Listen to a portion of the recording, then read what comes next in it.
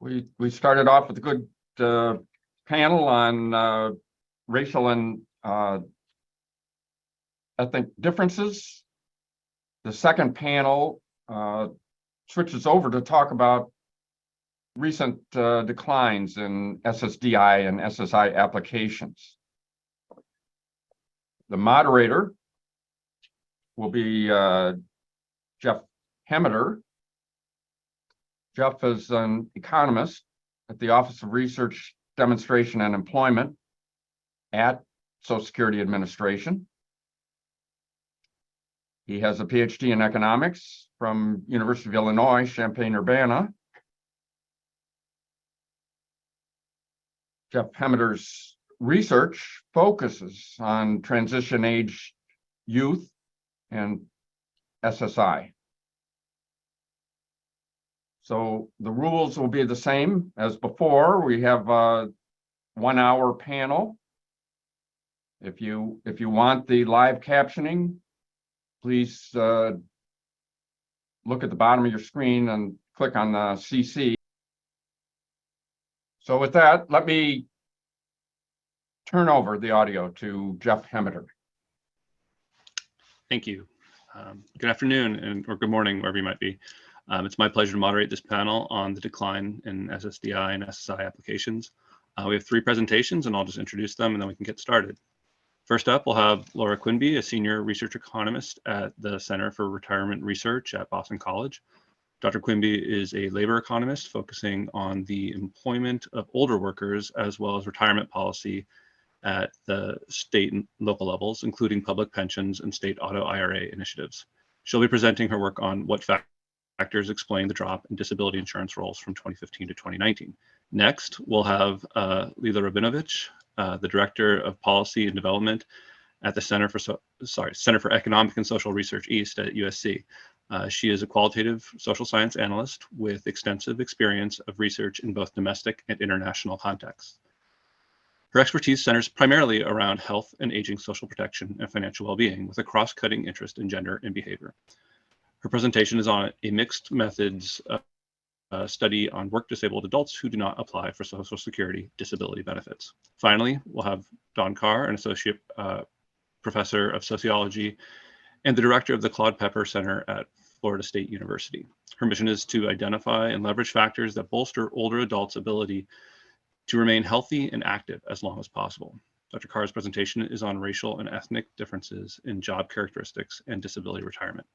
As a reminder, as Dr. Leitner said, please put any questions in the Q&A throughout the presentations. But with that, I'll turn it over to Dr. Quinby. The stage is yours.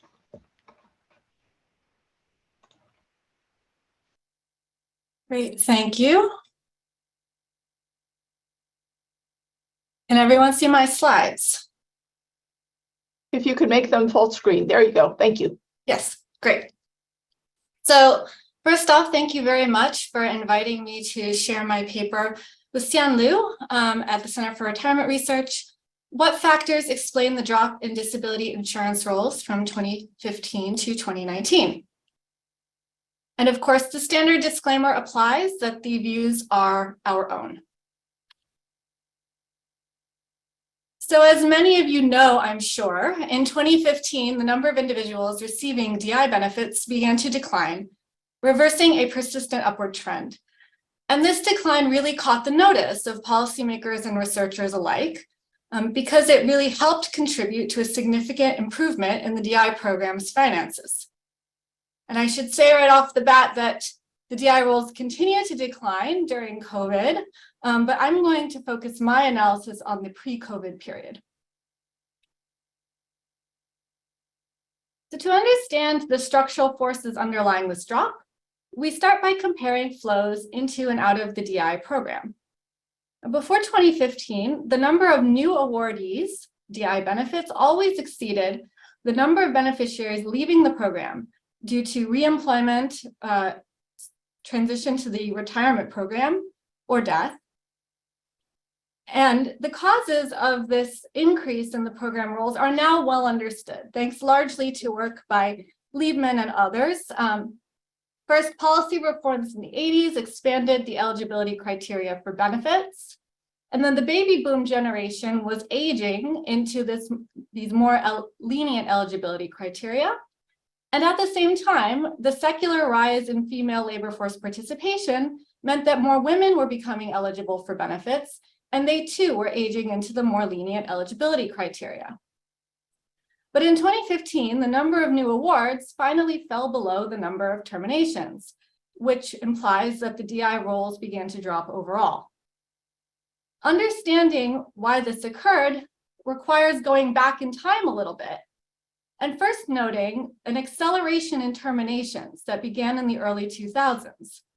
This was due to the baby boomers who were on DI starting to reach their full retirement age and being automatically transitioned to their retirement benefits, the OASI program.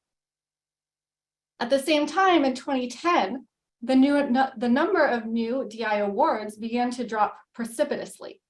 And this is going to be the focus of the rest of my presentation because it was really a major contributor to the decline in the roles overall. This decline in new awards corresponds to a drop in the incidence rate, or the likelihood that insured workers end up on DI. Of course, there are two reasons that the number of new awards can drop. Either the insured population is actually declining, or the incidence rate is dropping. In this case, the insured population actually grew slightly between 2010 and 2019, which points to the incidence rate as the driver of the drop in new awards. None of these observations are particularly novel, and in fact, 3 factors have been proposed in the literature to explain the falling incidence rate. These include population aging, which may be reducing reliance on DI as the baby boom generation becomes eligible for their retirement benefits.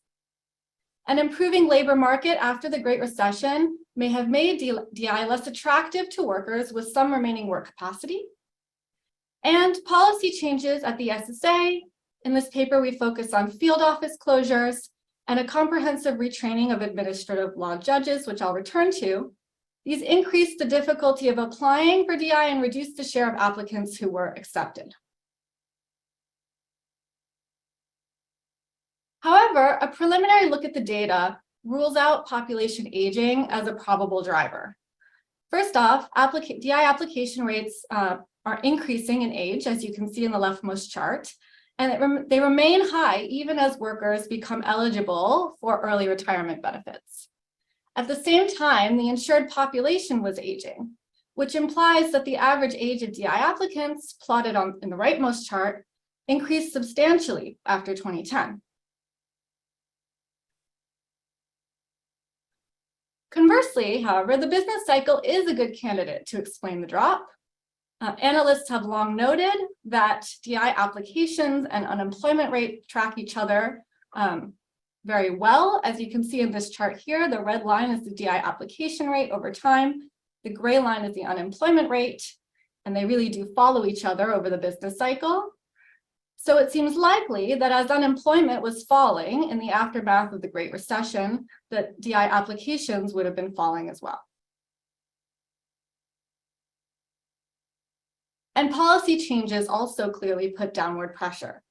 The leftmost chart here shows the decline in the number of SSA field offices.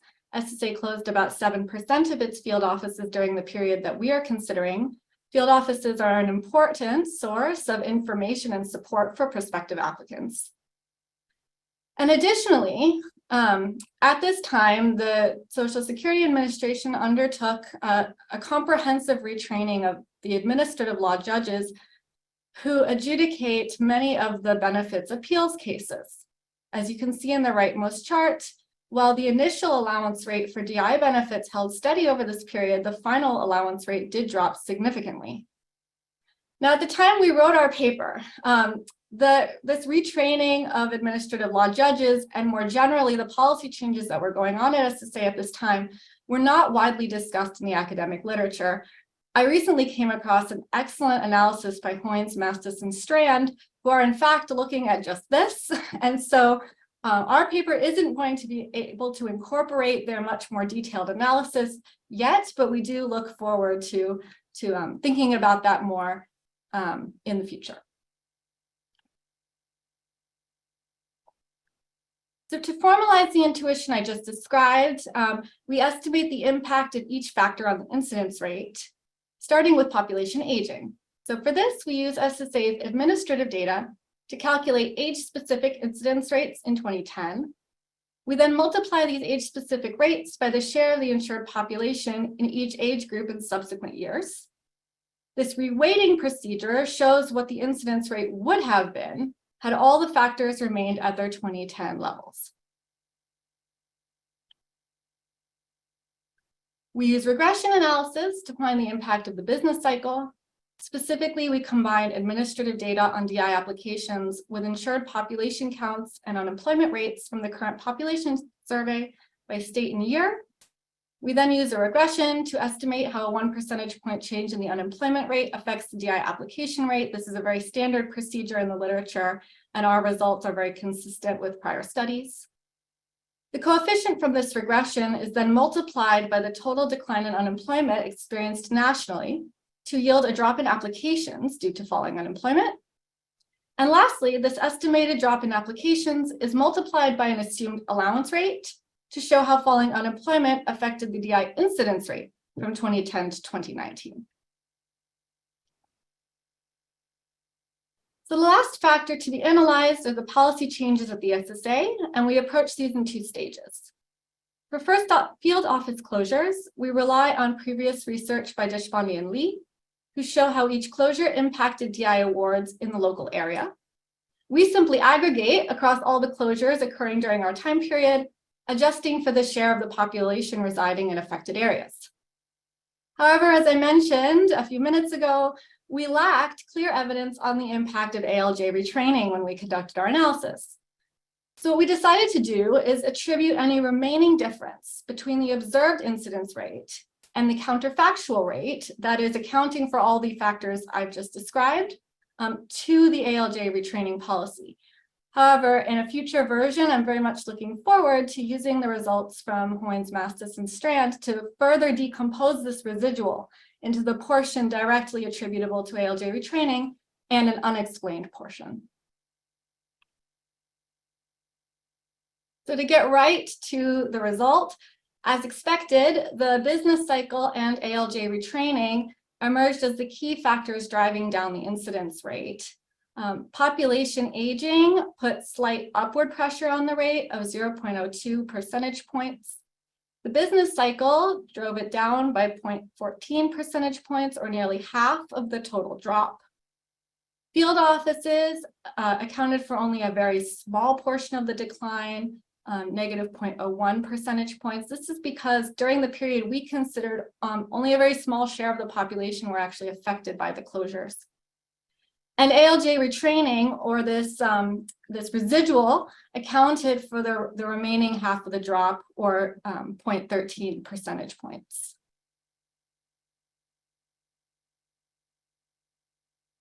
So to conclude, the drop in DI roles between 2015 and 2019 was driven by beneficiaries aging into the OASI program and a steep decline in the incidence rate.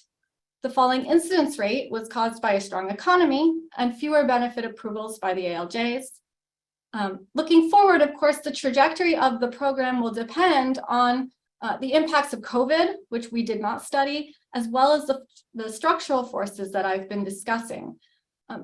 But with the finances of DI now on stronger footing, we believe that policymakers have more room to consider whether the program is well balanced between its twin goals of encouraging labor force participation and protecting vulnerable people. And so with that, I will pass it off. Thank you. Great presentation. We'll now turn over to Director Rabinovich for her study on mixed method study on work disabled adults who do not apply for Social Security disability benefits. Yeah.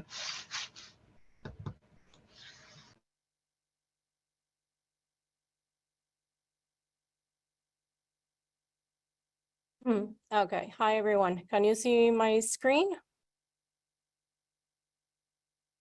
We can, but you might want to make it bigger if you can present it. Is that the I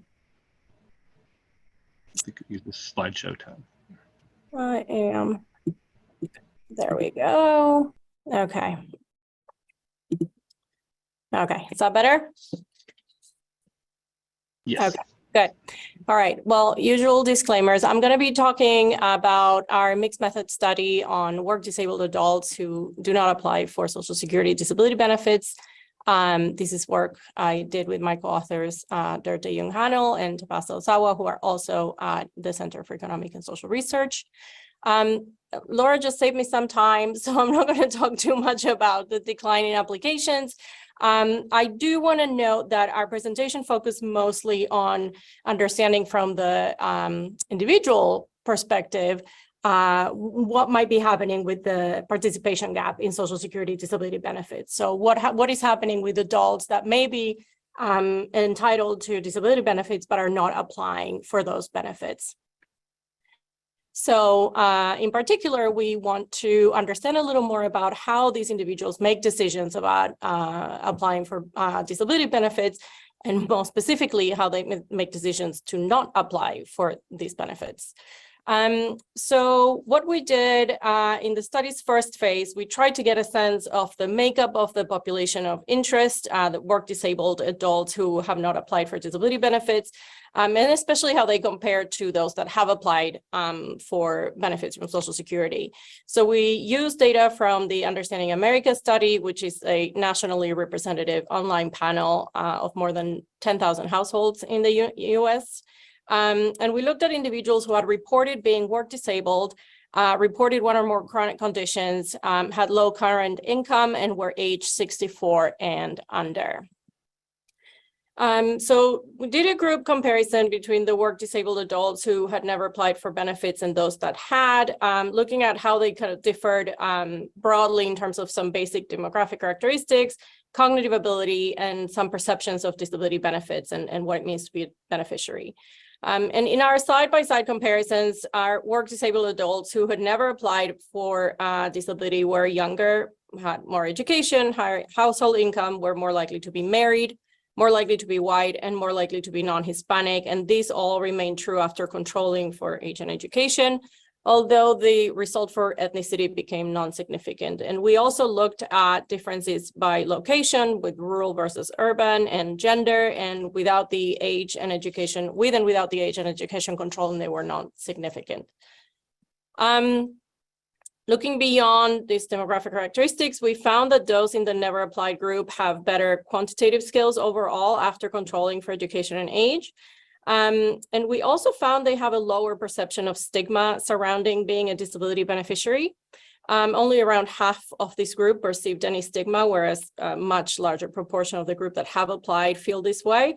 Of course, this is a good link to the qualitative work. This variable doesn't tell us very much about how individuals themselves interpret the concept of stigma, how it affects application decisions. But we learn more about this from the qualitative interviews that we turn to now. So for the component, the qualitative component, we talked to 50 individuals with work-limiting disabilities, also recruited from the UAS, to understand more, as I said, about how they make decisions about applying or not applying for disability benefits. So of course, we're unable within the study to replicate the process of disability determinations. We can't identify individuals who would be awarded benefits if they applied. So we just used our selection criteria to screen participants that face work disabilities and may be the type of people that would apply for benefits, given the fact that they are not working because of a health condition. So a little bit of a snapshot at what our qualitative sample looked like. We did in the end have a few individuals who were screened in who had in fact applied for benefits when we talked to them. The reason they were screened in is either because they misreported in our surveys that they had never applied for benefits, or they applied for benefits after completing that survey. So in this presentation, I only will show you results for respondents in the never applied group. We did have trouble recruiting men for our study, ended up with an 86% of the sample being female. We would have wanted a more even split, but we had very significant time constraints. So we moved forward with the sample that we were getting, even after extensive efforts to reach out to and recruit more male respondents. some results. One of the first issues that participants raised regarding their application decision-making, it was around their diagnosis, their treatment, and their medical care, and how this affect their thinking and behaviors around applying for benefits. So some participants reported very long delays in receiving a diagnosis in the first place for their symptoms, which was a barrier to applying. Just to give you a sense, I'm not going to read all of them, but just to give you a sense of how people talked about these issues, this one individual said, "My liver is malfunctioning. If they can figure out what's wrong, then maybe we can reverse the process, but it's been a year and they still can't figure out what the heck is going on with my dang body." We had participants that talked about how their acute healthcare needs overwhelmed any considerations about applying for disability. They had too much going on in terms of their healthcare and figuring out what was wrong and getting the right treatment. And so this is kind of applying for disability is something that they understand is time consuming and difficult, and they push it to the side because it is just not feasible given the demands of their condition, especially in the early months and years. And we also had participants, of course, that reported having disabilities but not receiving the care that they needed, not having a healthcare provider, not having any doctor's notes, as this person in the on the slide mentions. And this, of course, also operated as a barrier to applying for benefits. Another frequently cited reason why many interviewees haven't applied is that they expect their application to be denied. So within this overall expectation of denial, there were three kind of main narratives. One group of participants believed that they would be ineligible, but may not have officially confirmed to anyone about this. It's essentially a guess. There was a second group that reported knowing others who had a difficult time applying or receiving benefits. This acted as a key disincentive.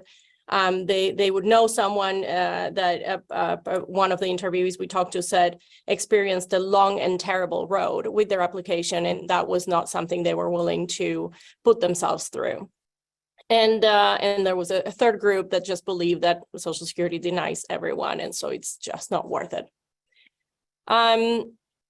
The difficulty or the onerous nature of the application process itself was the most frequently mentioned reason for not applying for disability. And it interacted very, very closely with this concern about high chances of denial. So the equation had both of these elements to it. So broadly, there were two sub-themes within this perception of the onerous process. There were people that explicitly talked about the time involved, the effort involved, the money sometimes involved in obtaining all of the medical documents that they would require.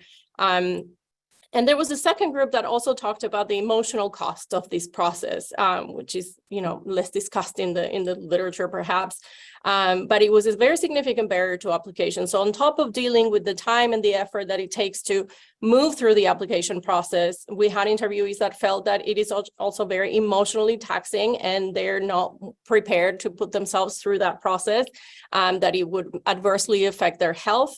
There were some people that were especially discouraged by the idea that they would have their disability scrutinized and questioned. And this acted as a very important deterrent for some of our participants. So we initially expected stigma to be a significant factor and to come up often in the narratives about why people were not applying for disability benefits, even though they were experiencing a work disability.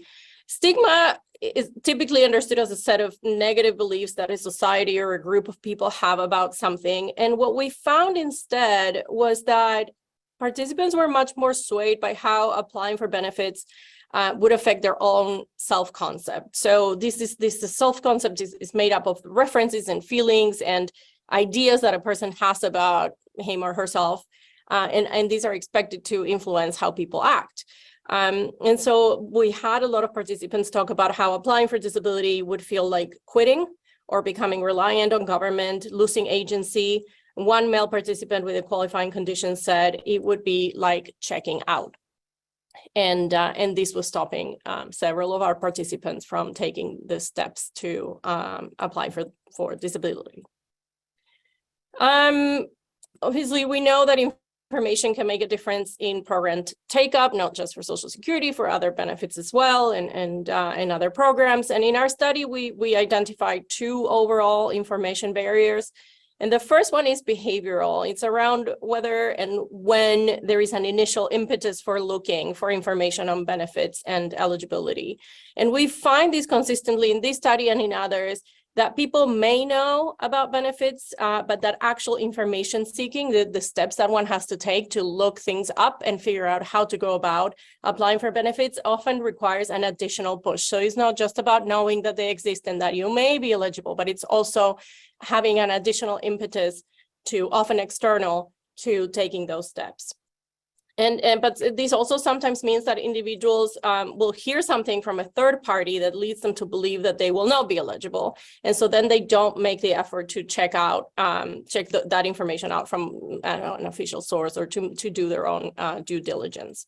And a second barrier is just about the accessibility of information itself. And for some people, there could be additional barriers than for the general population. So for instance, we had a Hispanic participant that noted that transportation and language concerns prevented her from seeking information about how to apply for disability benefits.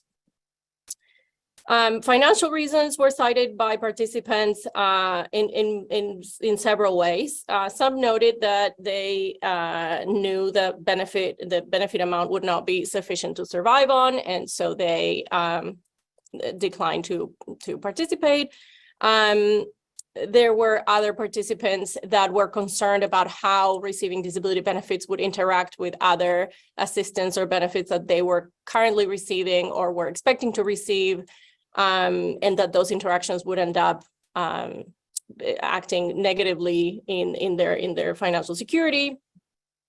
And there were also people who, there was a subset of individuals who had the opposite story. They felt that their financial situation was not urgent, and so they didn't really need to apply for benefits. It wasn't worth their time. Financially, they were secure as it was. So our last quick slide, we wanted to understand a little more about the population of work-disabled adults who may be eligible for benefits but haven't applied.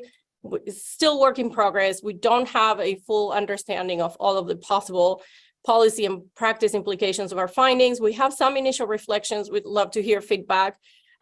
Qualitatively, that we see obviously that decisions to apply or not for benefits are very complex. They're interlinked. Different factors operate together in different ways. The perception of the high cost of applying, coupled with the perception of low approval rates, may be discouraging a lot of deserving applicants. And this is a problem if one only looks at how to solve one side of that equation. Part of the burden of applying may be related to Social Security related factors like Social Security office closures, like Laura was mentioning earlier, and other things. But there were other administrative burden factors that were noted by participants very frequently that had to do with the healthcare system and how they interacted with their providers and how they obtained or weren't able to obtain the necessary documentation. And finally, there's the issue of stigma and self-concept. We do not find that stigma operates very strongly. There's something about cultural perception of what it means to oneself to apply for disability benefits that may be operating instead. And so with that, I will stop here. Thank you. That's a great presentation. Great look at some of the reasons there. So our next presenter is Dr. Carr, who will be presenting on racial and ethnic differences in job characteristics and disability retirement. Dr. Carr. Hi, thank you very much. So I want to first acknowledge my whole team, Amanda Sonnega, and our wonderful postdoctoral and graduate students who are involved in this project. As a standard, these are our views, not that of the Social Security Administration, and we want to acknowledge also the funding that we received to support this work. So just as background, there's increasing evidence that our work lives have important implications on later life health outcomes. And One concept in particular has become increasingly of interest in this notion of exposome, where these are kind of the outside factors outside of our individual behaviors that we're increasingly evaluating, including some of these structural factors that have come up in earlier talks. But we think increasingly that work contexts are especially important as we consider them as lifetime exposures over time. And so some initial work has shown that work contexts and the kind of work environments that people are in do have effects on whether or not people go on to have to leave work early due to work disability. And so we're focusing on these issues with a particular notion of trying to identify what are the kind of work characteristics and contexts that we'll call bad jobs, which we see as those that are the ones that predict early retirement due to health reasons. And so in addition to this, we are also interested in building on the growing evidence that suggests that some of the work environment factors contribute to disparities in whether or not people leave work due to disability, with regard to racial disparities in particular. So just to kind of point out the reason why our data was structured like it is, we're evaluating this life course history of work engagement on work disability in later life using some new data sources. So first, there's new life history data that's available in the Health and Retirement Study. It's come up several times already today, the HRS, but the new LHMS, or Life History Mail-Out Survey, provides opportunities for us to get a more refined evaluation and accounting of people's occupational history than has been previously available. Our team also has released a new occupational information network database that it makes it now possible to be able to look at the most refined version to date of these occupational characteristics provided by the Department of Labor, and connect it to life course history. So bringing together the life history module and this new ONET database that we have released allows us to look at those life course exposures and allows us to look at variations by social groups. So our goal with this project was to evaluate the role of occupational exposures in these racial disparities in disability retirement using these new data sources. So we had three key hypotheses, and I'll go through each of those. First, we anticipated that Black and Hispanic workers, in line with previous research, would be more likely to retire early due to disability. They would also be more likely to hold what we are calling bad jobs during their work lives, and that these bad jobs would be associated with early retirement due to disability. We also have conducted some preliminary analysis. We haven't completed this yet, but we're exploring whether the association between race and ethnicity and disability retirement is influenced by exposure to these bad jobs. So for the data sources, we are using Health and Retirement Study longitudinal data, as well as this life history data, and the new ONET database that we released. And I provide here, just as a plug, the public version, which can be connected to any survey that has detailed Census 2010 data, which is available on that website. But we're actually using another product that we released this past year, which we call the HRS ONET, which is a linked version to the HRS, which we subsequently linked to the life history data. So our sample includes those who completed the life history module, those who had start and end dates for at least one job in that life history module, and that reached age 65 by the time they completed that module in 2017. So just to give you an idea of what that looks like, this is like a picture of the survey where individuals who completed their life history filled out their employment, their job title, start and end date, and some additional details. And so these data were used to create a new database on their their work history, which we were able to match with the ONET 2010 codes. Some examples of some ONET measures that we look at particularly here include, we kind of provide a couple of examples related to work activities. So for instance, we looked at making decisions and solving problems. And in this case, we reverse coded. So higher was meant to be the kind of worse kind of job environment where we hypothesize making decisions and solving problems is a positive effect. So we also have things like work context, and this is divided into different domains. Interpersonal relationships, which includes things like having to deal with unpleasant or angry people or dealing with a lot of conflict in your position, and physical work conditions like being exposed to contaminants. So these were the kind of the variations. You can see some of the others. I won't go through them, but I can answer more questions about them later.